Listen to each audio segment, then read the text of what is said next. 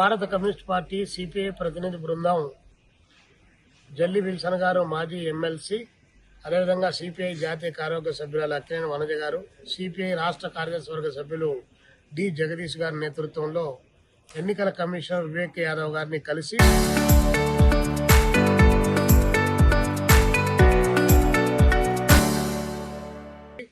రాష్ట్రంలో జరుగుతున్నటువంటి సర్ ప్రక్రియ మరింత సమయాన్ని పెంచమని చెప్పి 3 మాసాలు గడువు ఇవ్వమని చెప్పేసి మేము వారికి విజ్ఞప్తి చేయడం జరిగింది.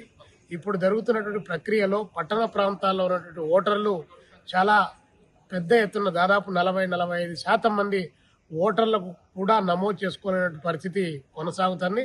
వాళ్ళు ఇల్లు మారడము, అదేవిధంగా ఇతరేతరమైన ఉద్యోగాలు, అదేవిధంగా కొన్ని ప్రాంతాల్లో గ్రామీణ ప్రాంతాల్లో ప్రత్యేకించి రాయలసీమ కానీ ఉత్తరాంధ్ర ప్రాంతాల్లో కడుపు చేత పట్టుకొని వలసలు పోవడం, వీరు ఇచ్చిన టైంలో బిఎల్ఓలు వచ్చిన సందర్భంలో వారు లేకపోవడం, ఇవన్నీ కూడా కొనసాగుతున్న నేపథ్యంలో తగినంత సమయం ఇచ్చి వారిని అందరినీ ఓటర్లుగా నమోదు చేసుకోవాలి అని చెప్పి మేము చెప్పడం జరిగింది.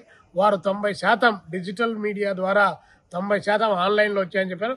ఆన్లైన్లో చేసుకున్నటువంటి అలాంటి వారికి అవగాహన ఉన్నటువంటి వారితో ఇది ముడి పెట్టడానికి వీల్లేదు. కాబట్టి బిఎల్ఓలకు సరైనటువంటి అవగాహన లేదు. పైగా రాజకీయ జోక్యం విపరీతంగా పెరిగిపోతా ఉంది.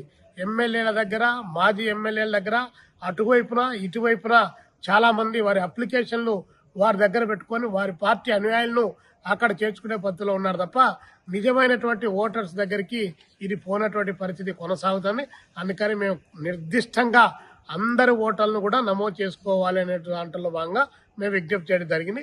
మరొక అంశం కూడా ఈరోజు సిఐఏకు ప్రత్యామ్నాయంగా ఎస్ఐఆర్ అనేటువంటి దాన్ని ప్రవేశపెడుతున్నారని చెప్పి కూడా మా అనుమానాన్ని నివృత్తి చేసుకోవడానికి కావాల్సిన ప్రయత్నం చేశాం.